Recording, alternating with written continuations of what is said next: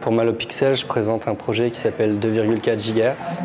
qui est en fait la fréquence utilisée par les caméras de surveillance sans fil.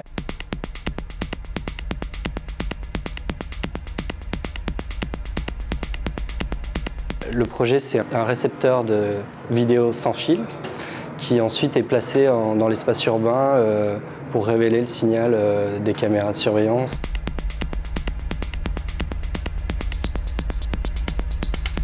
Ce signal est libre et ouvert et les utilisateurs en fait, ne savent pas qu'ils diffusent alors qu'ils essayent de protéger ou surveiller leurs propriétés, voire leurs enfants, puisque c'est aussi utilisé pour les moniteurs de bébés. Malopixel est un thème général sur l'idée de hacking et de réseau, de détournement de réseau, on va dire en français. Différentes approches, différents projets d'artistes. Et donc la mienne s'inspire à la fois du street art, de l'intervention en milieu urbain, et aussi de la notion de réseau et de développer un outil presque, puisqu'il y a une carte aussi qui va être développée pendant un atelier. En fait, les participants auront accès à ces boîtiers, pourront se promener dans Paris et chercher du signal en groupe. Et après, on va faire une carte de Paris où on annotera tous les points où il y a des signaux avec une documentation, images, vidéo.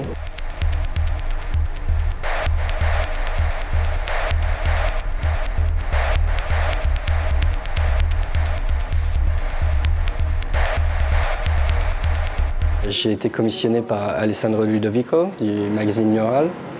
pour développer un nouveau projet qui est en fait la suite d'une série de projets qui s'appelle Corrupt,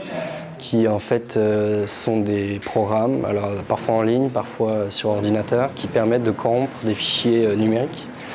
Donc j'ai fait ça pour des images fixes, JPEG,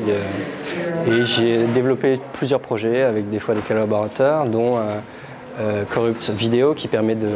glitcher, corrompre le code binaire d'une image en temps réel, en vidéo. Et ensuite,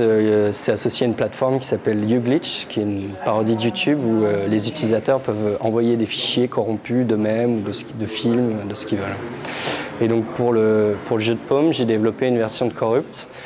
qui corrompt des livres entiers, les formats EPUB, Electronic Publication, puisque le thème de l'exposition au jeu de paume est erreur d'impression publiée à l'ère du numérique. Et donc l'idée qu'on peut, pour les livres numériques, endommager un fichier de manière irréversible et par cela révéler quelque chose sur son mode de production, sur sa technologie et finalement créer une pièce unique et qui a aussi des aspects esthétiques intéressants, enfin pour moi en tout cas. Je pense que c'est important d'avoir un regard critique sur les technologies et je pense que le glitch ou le hack, de toute forme qu'il soit, est une façon de critiquer ces technologies, de révéler les systèmes qui sont derrière et d'en exposer leurs faiblesses, leurs failles. Tous ces appareils brillants qui marchent et qui sont parfaits ne le sont pas et il y a des structures, il y a des choix qui sont derrière, qui sont pris à la place des utilisateurs et je pense que c'est important d'être des utilisateurs éveillés qui réfléchissent un petit peu aux technologies qu'ils utilisent et pas simplement utiliser les choses comme on est censé les utiliser.